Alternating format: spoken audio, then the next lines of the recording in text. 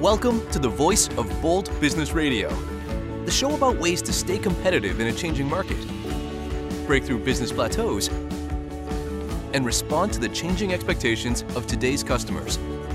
Your host, Jess Dewell, is a rapid growth entrepreneur, consultant, and business advocate with a 20-year track record of business excellence. She candidly discusses how to achieve your growth strategy and realize your company's unfulfilled potential. Now, here's Jess. It's Tuesday. It is Tuesday, and you know what? We are in the final stretch of Season 2 for the Voice of Bold Business Radio. At the end of July, we're going to take a break, we regroup, and then we come back strong in October for our third season. Now, today, though, again, it's Tuesday. It's my favorite day because this is the live stream of Voice of Bold Business Radio, where we use hashtag VBB Radio to keep track of the story, the conversation, and most importantly, adding our own voice to the conversation that we are having, because it's what we're doing now that determines how we lead and what makes effective leadership today. You're in the right place for conversations about current needs that we as business leaders face regarding technology, customer expectations, and quickly changing markets. All right. So today we have an amazing duo joining in. They bring a wealth of experience through their own careers, and they're here to share with us.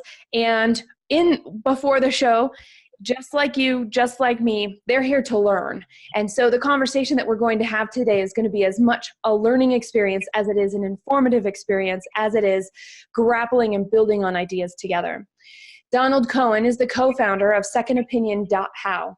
His career includes being a 3-time Inc. 500 CEO and also founder of Tool King, both prior to SecondOpinion.how. He is a visionary entrepreneur focused on transformational business empowerment. Also with us today is Greg Thiesen, founder and chairman of SecondOpinion.how. He brings over 40 years of experience in business decision-making, mentoring, strategic thinking, executive management, and business strategy. And he has been in C-level positions for Fortune 50 companies, in addition to companies with less than 25 employees. Now, okay, just listening to their bios, you know why I want them here. You know that I want Greg and Don here because they're all about thinking differently, looking at things from a perspective that we may not see when we are so close to the everyday. So, Don, Greg, welcome. Thank you. Great to be here, Jess. We're so glad. Now, this may be the first time we've ever done a live stream with so many people here. And so we have a first at the Voice of Bold Business Radio with you, our co-founders. And I want to know, first off, this concept of second opinion. Where did it come from, and what is its purpose? Let's give us your purpose statement or your vision statement for this. Don, you want to go? You can go, Greg. Okay. Well, Second Opinion got started. It was kind of interesting. I have another little company that I'm involved in, and it's called, basically what I'm doing is automating checklists for some companies. But then me and Don started talking. He had an interest. But as the more we talked and we got some other people somewhat involved, we kind of came up to the realization that as a small company, you're kind of sitting out there by yourself. And there's a lot of times you have a lot of critical decisions. And who do you talk to? You go talk to your friends. You go talk to maybe your accountant or a business attorney. But the reality, getting access to people that may have a different perspective than you do, or could be objective, probably the main thing, it's very difficult to find. And being in a lot of small different companies and doing things, you're kind of like that out in the island. So we came up with the idea that says, what if you could actually just call somebody or get access to somebody and you could lay out your issue, and those people then would ask you some really good questions and be meaningful and give you their insights and their perspective. And as a result, maybe help you make a better decision. Because at the end, we always say, it's about making a decision is what makes you successful. It isn't necessarily the decision itself, but sometimes you get stuck and you feel like you just got to do something. And so if we can help people not just make a better, more logical decision, but actually just make a decision, then we had success. And our whole purpose with this thing was really just helping companies have success. And we both have experienced a certain amount of success and, kind of pay it back to people, and give them some of our thoughts and ideas. We don't know if we're right or wrong, but sometimes just going through the process and talking through brings what I would call an aha moment to people. And that if we got that done, then I felt like we accomplished something. Truth. The title of the show is Get an Outside Perspective. And understanding the background, you make such a good point. I mean, as a business owner myself for over 15 years now, having been in many different startups, in successes and failures, there are times that some of my failures came because I talked to the wrong people. And I can tell you who the wrong people are. The wrong people are sometimes your partners. And if you don't have partners, they're the first crew that you bring on, are almost always, because they're trying to figure out how do we go. And at the center, at the front, the driver, the holder, the one with the responsibility, can't really show weakness to certain people within the organization. And I find that an interesting dichotomy, because it's like, well, we want to be transparent, but we can't be too transparent. We need to be able to have people we can grapple through problems with and make sure others don't get in the way, that doesn't get in the way of other people doing their jobs and doing them well. And so that's where I find in organizations, especially smaller organizations, that we tend to, and I'm using we inclusively for me also, we tend to give too much information out. We tend to be a little too transparent about the problems that we're working on and grappling. And it can have effects that we don't want. There's transparency, and then there's transparency. Is that also your experience? So for me, I agree with you 100%, except what I found with people is that when you are really transparent and you're on your emotional side and where you have doubts about things and things like that. The sad part is if it's people working for you, they take that to the worst degree. So they start creating scenarios that aren't even part of what you're thinking about, but they're now, because they're in their own survival mode, and so they're trying to say, oh my gosh, what's going to happen over here? And so that's why it makes it difficult to share what your real feelings or what you're thinking. So when you say transparency, it's more like, yeah, you're giving them facts, you're telling them. But if you're showing doubts at all, they take that the wrong way. And it's amazing where people will take it to the worst degree possible. It's always been a frustration of mine. I have not yet figured out how to solve that. And I doubt I ever will. But, that's a real issue. And it's kind of too bad. So you really can't talk to those people about those kind of decisions. Right. Because you don't know how they're going to interpret them, which is what you're trying to say, I think. Yeah. What would you add to that, Don? Well, I would look at what we're dealing with here and the opportunity that comes with it as really bringing the softer skills to the table. And in this day and age when so many people are insulated and isolated and set off, the ability to really open up a window and get in some fresh air by talking to two unbiased, experienced individuals is so self-reflectively positive. And it's actually transformative on the people who have gone through the process with us. But to your point, in today's age, change is happening so quickly. And it's so hard to keep up with, and it's so hard to adapt to, that by having that remote access that's really time and cost efficient available to really small business people who don't have that access is incredibly valuable.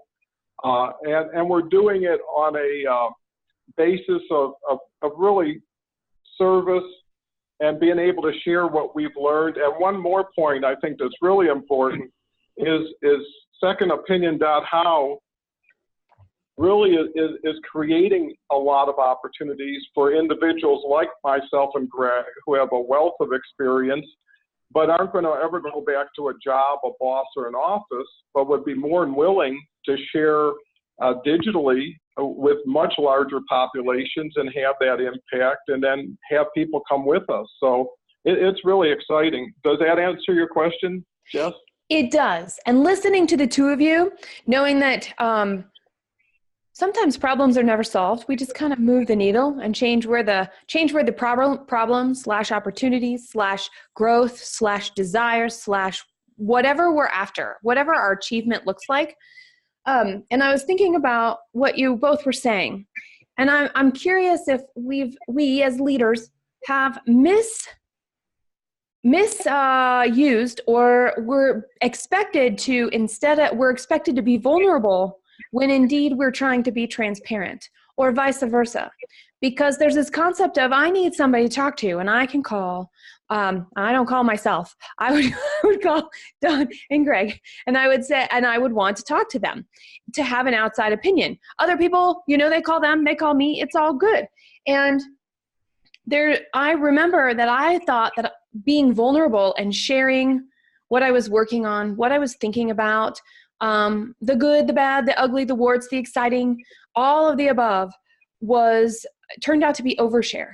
And I think I was trying to be vulnerable with people in the sense that, I was telling them, being transparent about my vulnerability instead of being transparent about the business.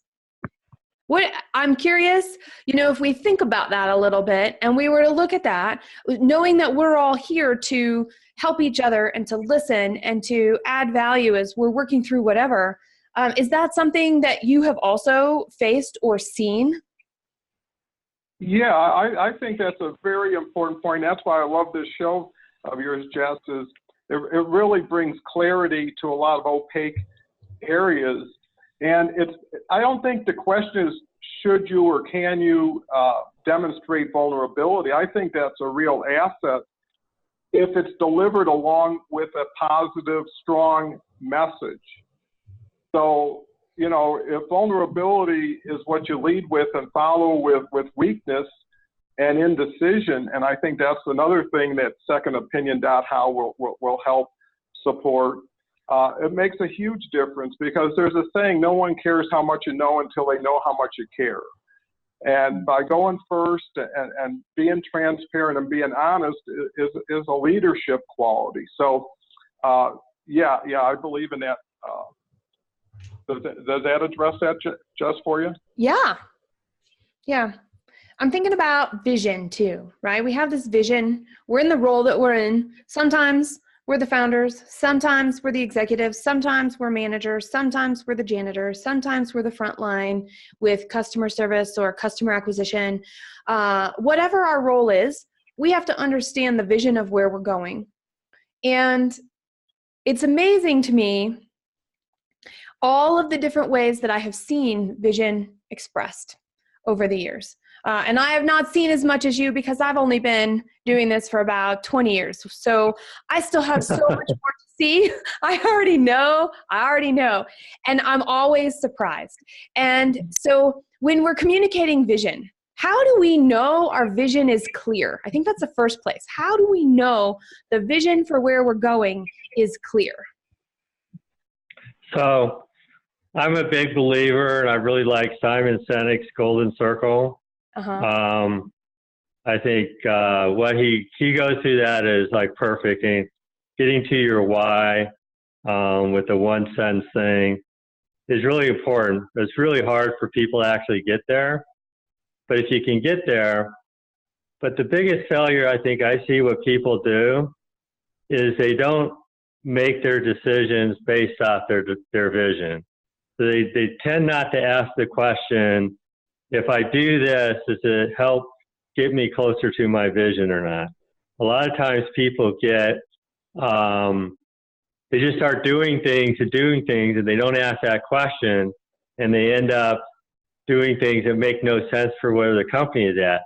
And what's really tough on that is their employees then get really confused because they say, well, I bought into this vision, but that's not, we're doing these things that don't seem to move us closer to there. And that becomes problematic for them as well because they're going, well, I guess I'm not really sure what the vision is. And so I'm a really big believer in simplifying that. And I like Simon Sinek's why, and how and, and what you do. Doing that is really good. But then you have to take that one step further and say, every decision I make, does that get me closer to my vision? If the answer is no, don't do it. If the answer is yes, then move forward. So.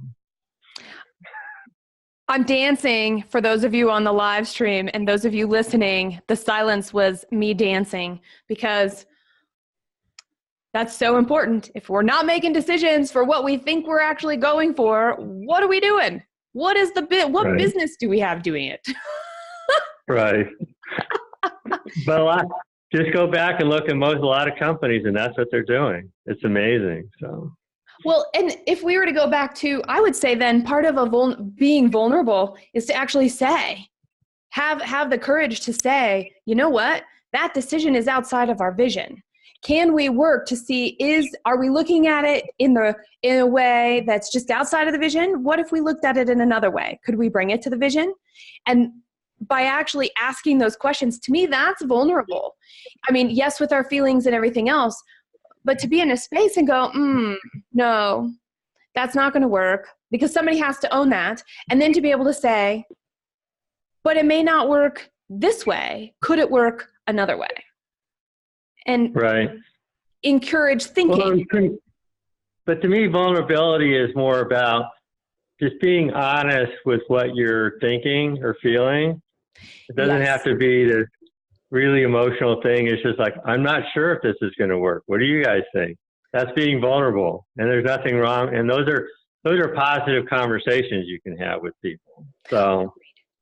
Yeah, totally agreed. And I may be trying to put vulnerability in too many places in this conversation, because I know it's it's an important piece. And if we're thinking about transparency versus vulnerability, there was, it's interesting in the words that we use. And I'm very curious, because I think that's where I love this dialogue mostly right now, is because the words that I'm using, you're like, hey, there's more to that, Jess. And the words that you're using, I'm like, oh, I so get it. And there is more to that, which is this concept of this building of ideas. So where we are on the spectrum of, are we just trying it out? Are we actually in a practice? Have we built that into our culture of existence for ourselves and those that we bring into whichever circles we're in? So this concept of communication and actually being open and honest, how, have you found like this commonality throughout all of the businesses that you've worked with, the two of you have worked with over time, that really show a good model of communication? Well, keep going. Yeah. Every situation is unique because it's all based on people and how they interact and chemistry. But today, that's why this is so compelling for us, is there are so many people who just need a little inspiration or motivation. And to speak of vulnerability, I think it's not an absolute. It's something that you just need to practice. And it has to be based on trust. And if you have trust and you're willing to put yourself out there like anything else, it'll pay nice rewards in time. But, you have to kind of ease into it and get comfortable. And to Greg's point, it has to move you towards your vision. So I think it's essential. If one is neglecting, again, that personal side, and from a communication level, it's never been easier or faster to communicate with more people in so many different ways. So it's a huge opportunity if it can be taken advantage of.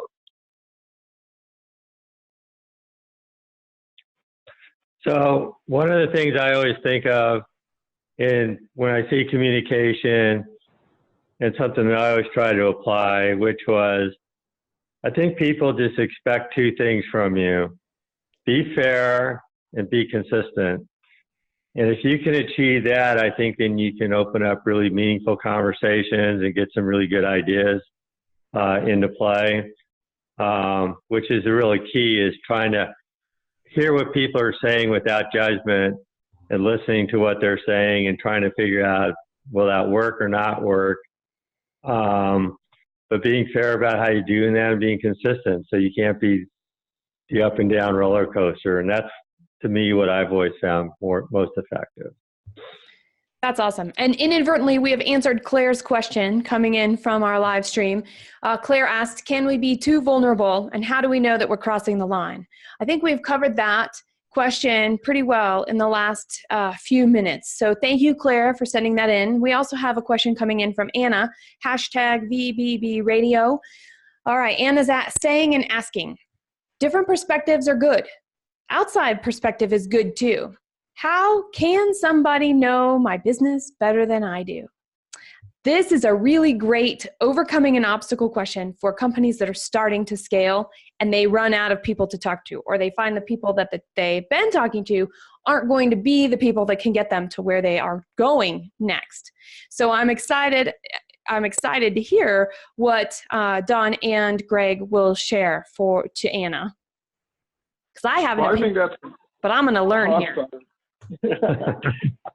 I think that's a great question, and it really goes to the heart of what we're trying to do.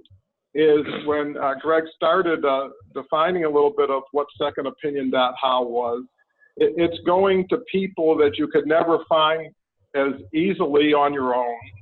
People who don't know you, don't have any skin in your game, and one of their primary motivations is to help you get to the next level and become more successful in your decision making. So with that said, it's not, we talked about vulnerability and covered that, but it's not only what you talk about, it's who you talk with.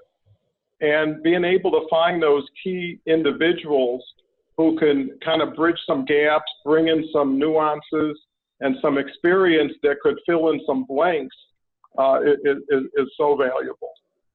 Yes. And I would add to that, anybody that you talk to, their job is not to know your business better than you. Their job is to help you be the best you, help you better use the skills you need to be the effective leader you want to be, and move you forward. So I have a little different perspective. Oh, I can't wait to hear. Let's go. So what's been proven is the theory that you know your business better than anybody else is kind of a flawed. It's actually flawed because you have so many of your own biases that you have that a lot of times you can't see what the rest of the world is telling you. And so by actually changing your perspective and saying, nobody knows my business better than me, I think a better way to look at it, there's a lot of people who probably know my business from a business model perspective and how to really make it work, not the day-to-day detail stuff. There's a lot of people who probably know your business a lot better than you know it. And your job is to listen to those people and figure out what you really like or don't like and then go with that direction. Because, and that's what second opinion kind of the theory is to get a different perspective, to get different feedback. Because you may find there's a lot of people out there, and I found this over the year, that are so much smarter than I am. And they come up with some things that go, oh, okay, I get it. And I could change direction and had a lot more success as a result of that. All right. And with that, we'll be back right after this. You're listening to The Voice of Bold Business Radio. In every program, we share stories, tips, and concepts that benefit short-term goals and increase confidence in long-term positioning. For additional perspectives on your growth strategy, Jess Dewell is your business advisor and consultant. Go to voiceofboldbusiness.com and click the Find Out More button to get started. Now, back to Jess. All right, with me today, our special guests are Don Cohen and Greg Thiesen, co-founders of SecondOpinion.how, bringing wisdom from many experiences and many years in business. And as we're recapping, I'm even going to skip a recap because we only have 25 more minutes. And knowing that, I want to make sure that we just come back to something that I heard said at the beginning. And I made a note in the margins here. It says, make a decision already. That's one of the things I heard come out was sometimes we get stuck actually deciding to decide. And I want to hear some of your experience and your take on that, because I know I get stuck in that place, and I know I help a lot of people in that place. So tell us your experience and what you found to get around making a decision. So for me, the times that I most got stuck in making a decision was when I needed to terminate somebody because it was time to terminate them, and just going through that whole emotional piece about trying to terminate that. And, it's funny, and I'd go through, you're going to terminate them, they do something kind of good, and go, oh, there it is. See, they got to figure it out. We're going to make this work. And, 2 weeks later, they do it. But I always found once I did terminate them, they were happier in the end. I was happier. It all worked out. But I'd go through months, it could be a month or 2 months, knowing I should get rid of somebody and just going through that thing. And it was just delaying moving forward for everybody, which was not good. But those are my situations where I had the most difficulty. So. Well, and another dynamic that I want to bring up is the reason we call our company Second Opinion is it's based on an individual getting two individuals like us, either on the phone or online, in order to get two complementary and sometimes competitive decisions. But what we found is when two people are helping another person with their decision, your efficiency goes up 31% in your decision making. And I think that's so key. And it's really a comfort level that one has to really work through in order to take full advantage of it. But, it is transformative in that way and important. Okay, so there's so many things that are flowing through my mind. So I may be a little clunky getting them out. This is the part where I talk to think more than normal. All right, I'm a talk to thinker. And let's say we've got these biases and we've said, okay, we recognize we have biases, and so we want to talk to somebody. So we've picked some people to talk to, and we're realizing that they have helped us as much as that we recognize that they can help us, and we're in a place where we need more. The thing is, usually when we find that the people around us don't have the skills we need or the information that we need, it's usually in crisis. So I'm curious about what you think in regards to when there are deadlines, when things are moving really fast, when it's really hard to rein in the horses that have been let loose, yet it's necessary to regroup. How have you approached that in the past? That's good. Go ahead. Greg. No, go ahead. Well, okay. That's always a big issue, especially during crunch time. And if you haven't figured out or have the people to go to prior to that, you're going to be even more challenged during that. And that's so key to so many people, because some people just either don't make that one decision or don't have enough information to make the decision. And in our model, you can get two people on the phone within 24 hours of filling out your registration. So we address that. Someone's even called us the fire department of consulting because of our ability to be that responsive. And we're really proud of that. Greg? Yeah, so more like to the question, what have I done in the past? Sometimes you just have to guts it up and make a decision. But I also found a lot of times is your crisis is a crisis you've created. It's not necessarily a crisis. Yeah. And sometimes it's just sitting back and saying, okay, stop. Let's think about this. What's really important? What's really not important? And typically, if I can do that, things slow down dramatically, and it's amazing then what I get done in a pretty short period of time. But if I don't stop and slow down, then the world just seems to keep spinning out of control. And and that's where you get into a lot of trouble. So to me, you always got to define, slow it down, and say stop every so often. That is a skill that they don't teach us anywhere. And especially in America, where you work harder, you power through, you push through, you burn the candle at both ends. And so listening to the two of you, I'm reminded of some times that I've done exactly that. I have pushed the candle at both ends. I have gotten to the goal. And of course it turned out, well, duh, I already had done all of the thinking for the decision, and I decided the decision was there.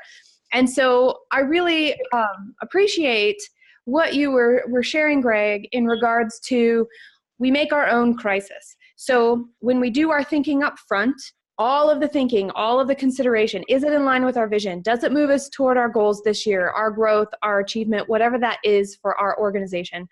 And are we doing it in a way that is consistent and that is fair? And recognizing that when things go crazy, we have a part in that, crazy, but we also recognize that there are just some situations that are crazy, and then we bring our own crazy to it, and it amplifies. And that stop, drop, and roll we learned as a kid, that's actually what I tell people to do. Stop, drop, and then I say pause. But you can roll if you want because it's more fun. I mean, get right down to it. Because we need to pause, we need to laugh, we need some reflectiveness, and it only takes that much. It only takes that small piece to be able to go, all right, we made this decision, we're confident in this decision, we're facing this crazy, now what? You're so right, Jess. Yeah, I mean, you hit it right on the nose. It's a matter of doing it, not thinking about it or thinking about doing it. And the more you do, the more you learn, and the faster you learn, and the better you get. So I think people get a little self-conscious or insecure about making a mistake, but they have to appreciate there's a clock running and there's money flowing during this whole process, and people are waiting on you and for you, and everything ripples. So, once you can get over, in a lot of ways, oneself and get out of one's way, then the road just opens up. Mm-hmm. Mm-hmm. Yeah, and I'd like to add to that. The reality is, whatever decision you made, it's not the right decision tomorrow. It's always just going to be. It's changing. It's always changing. So get on with it and do something is always kind of my philosophy, because the reality is, because the world's changing, whatever you decided to do, it's going to change again. So get on with it. Hear that, people? At some point, the past only helps us so much, and we got to just take that next step. Well, so let's think about the thinking part, right? You talk about business decision-making a lot. You talk about business strategy a lot in general across all of the things that I've seen and heard and through our conversations. And so what is the first step to really making a decision? I mean, I'm curious from you and what you've seen. How do you know that you've actually started the decision-making process? Well, go ahead. Go ahead, Greg. No, go ahead. We'll do this again. No, I'll be short. But what we learned in that whole process is the biggest challenge is the disparity between what someone thinks and what really is. And one can bridge that to get to the individual to say, yeah, that's really what it is now. It makes it a lot easier to deal with and a lot more comfortable to deal with it. Greg? Yeah, my feeling is it's first defining the facts, the real facts, not your biases, not your emotional feelings, not your projections, not your assumptions. define what the real facts are. And once you can define what the real facts are, then you can figure out the root cause or the root problem. And now you have a chance to solve the issue in the right way. Mm-hmm. Is it the same when you make a business decision as it is when you make a personal decision? It should be. I love it. I was wondering if should would show up. So somehow personal decisions, our biases are harder to control, but that's the goal. Is it should be the same process. There should be no difference. My opinion. It's a good opinion. I agree. So there you go. I don't know if our listeners agree, but they're well, all right. So to make decisions, and let's say to work on, maybe we don't make our personal decisions as well as we make business decisions. Okay. The skills are the same though. And so what do you think are the core skills that if I'm working on, I could work on making better decisions and getting to that. But what are the other things that are elements of making a decision? Is it confidence? Is it awareness? Is it other stuff? I think it's confidence. I think a lot of it is, success is an attitude and its ability to go forward and deal with what comes your way. So, if it's not now, when will it be? And until you do it, do you really know what you're doing? So I think it's a discipline that people need to practice, but more importantly, it's an attitude, it's a level of confidence, and it's not feeling fear every time you approach something, because nothing should be that new. And ultimately, the faster you deal with it, like Greg had mentioned earlier, the more you can move on to the next thing. I tell you what, fear. Right? How often are you afraid? Every day. So, but that's okay. Absolutely. The reality is you're afraid. You have to sit back and say, so am I going to die? And the answer is probably no, I'm not going to die. So I might as well go forward anyway. Right. So, because really when you think about fear, it's just something that from past history or things you read or whatever, but none of it's real. It's just something your mind's created. And so to recognize it, yep, that scares the hell out of me, but okay, do I want to do it? Am I going to do it or not? And again, I'm a big believer, just then do it, because nothing's forever. Just because you start doing it, and usually even if you start doing it, you'll wake up and say, oh, I didn't like that, I'm going to do it this way. Who cares? To me, I had this quote that I used to go with that I created myself is, every issue has a million possibility solutions. Pick one, go with it. If it works, great. If it doesn't, change it. Don't let your ego get in the way that I made a decision. And that's when, we talk about vulnerability. To me, that's where business leaders can show the greatest vulnerability, is when they made a decision and it's obvious not going to work. Their ability to say, this isn't working, we're changing, and don't worry about it. Not like, oh, it's a big thing. It's just go forward. That's vulnerability. And I think that's the biggest, that's what people should do. It's like, who knows we can't predict the future, because if we could predict the future, we wouldn't be sitting here. We'd be having our own island or something, right? Exactly. So we're all just trying to make decisions, but the key is don't get stuck on what you decided. Change as you learn, because we're always learning. So that's kind of my philosophy. And that goes back to the fact that people don't make decisions. They're worried that the decisions they make are permanent. Well, nothing is, right? I mean, right. Well, some things are, but they're harder to undo. Maybe nothing is permanent. And if we recognize that in our decision making, I actually feel that a little bit freeing. And it helps me get my ego out of the way. You may be familiar with this work. There's this concept of 3 brains in leadership, and I will link to it in the show notes along with your website and as well as the Golden Circle from Simon Sinek. We'll put all of that in the show notes. but it talks about your head brain, which is where our ego mostly is, which is where we tend to learn business. Our heart brain, which is what we're bringing more in, which is I would associate with vulnerability and being able to balance the two. And then there's a third one. There's this thing called gut, right? This gutsiness that we have and our ability and our risk tolerance. And I actually have recognized that my fear comes when only my head is working, when only my head brain is working.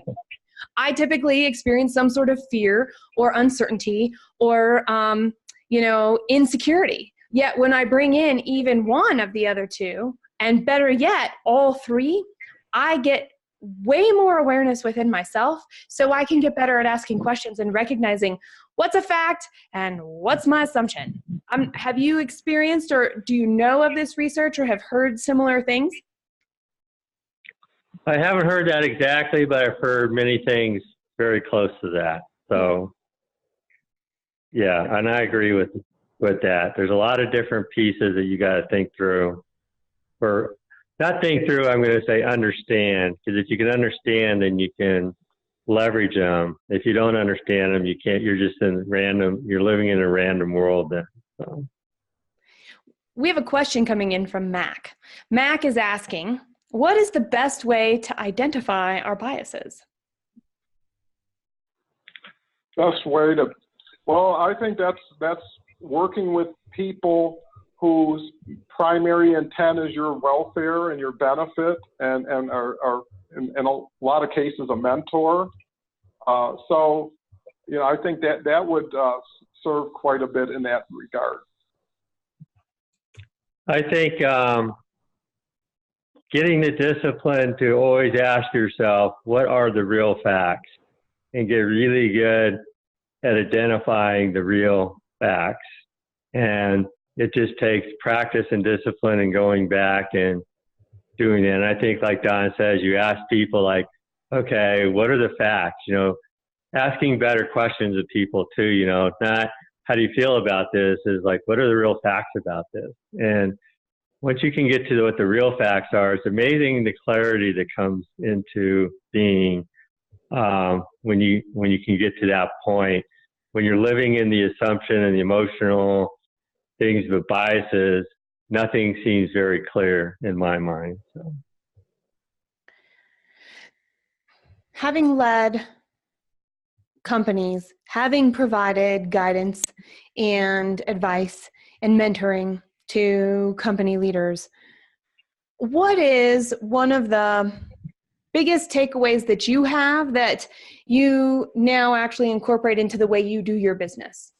So what did you learn from others and all those other businesses that is helping you and guiding you in what you're doing now at SecondOpinion.how?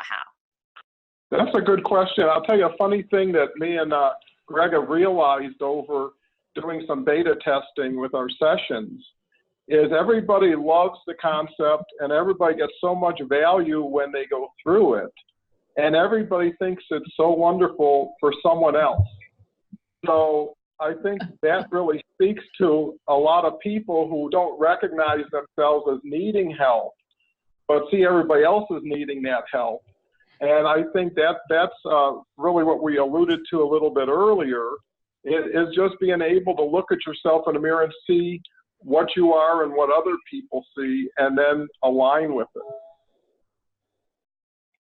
I agree with that. And the other thing I'd add is probably the most important is stop worrying what people will think about what you're going to say or do or try. Do what you just think is right and what you want to do and what you have passion for.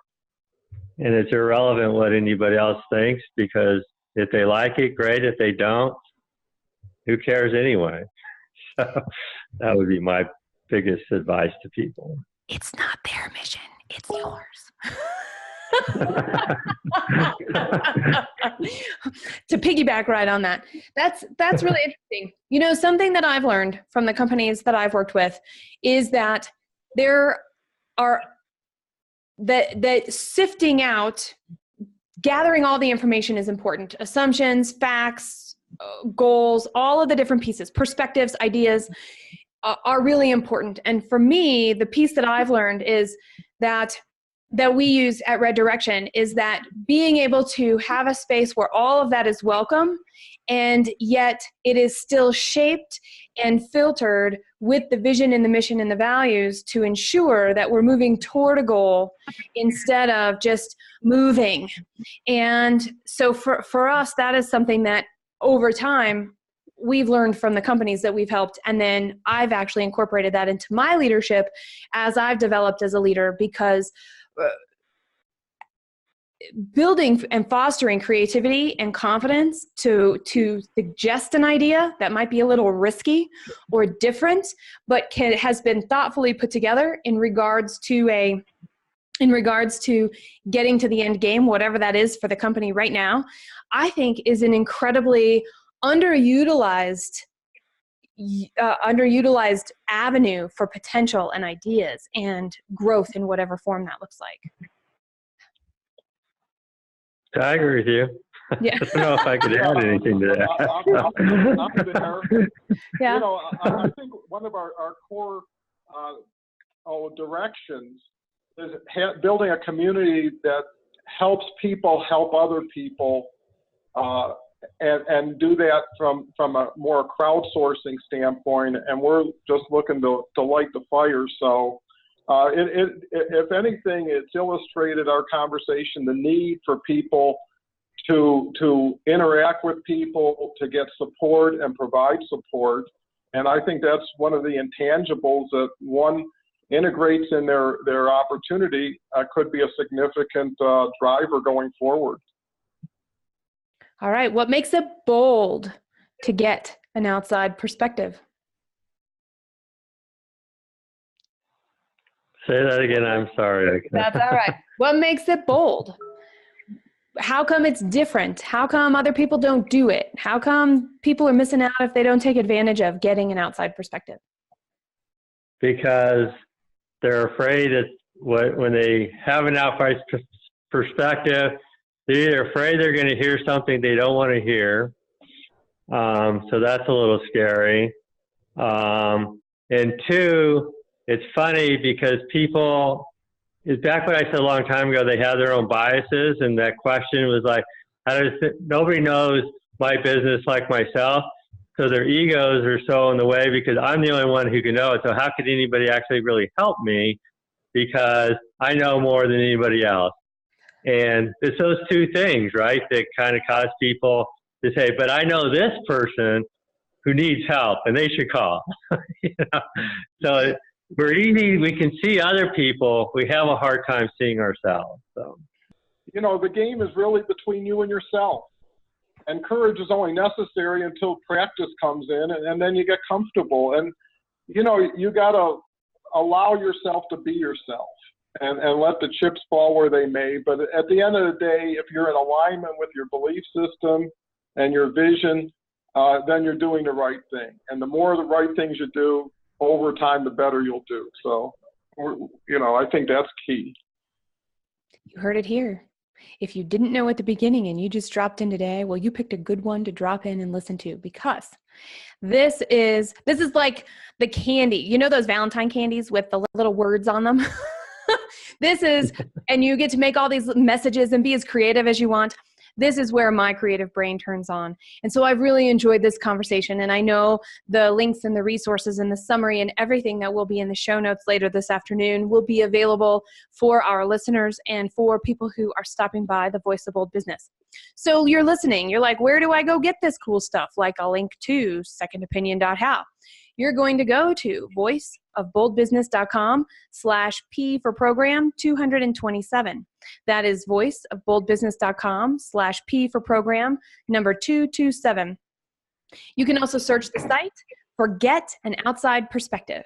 Now, keep this conversation going. We started it. We only scratched the surface. It's what we do through radio at Red Direction, through #VBB Radio, through going and visiting our guests Don and Greg's website. What is the next step that we are going to take to integrate this, to take this learning and to change what we're doing just a little bit to see, can we get different results? Because remember, it is up to what you do that defines what being an effective leader is. And that is changing with everything else around us changing. So show up, be present, and I want to know from you, who do you call up when you need an outside perspective?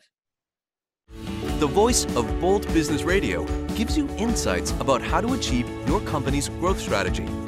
When you aren't seeing the growth results you want, it's time to get an outside perspective. To discuss your specific situation around growth strategy, work with us. Visit voiceofboldbusiness.com and click Find Out More. Special thanks to the Scott Treatment for technical production. Thank you for joining us.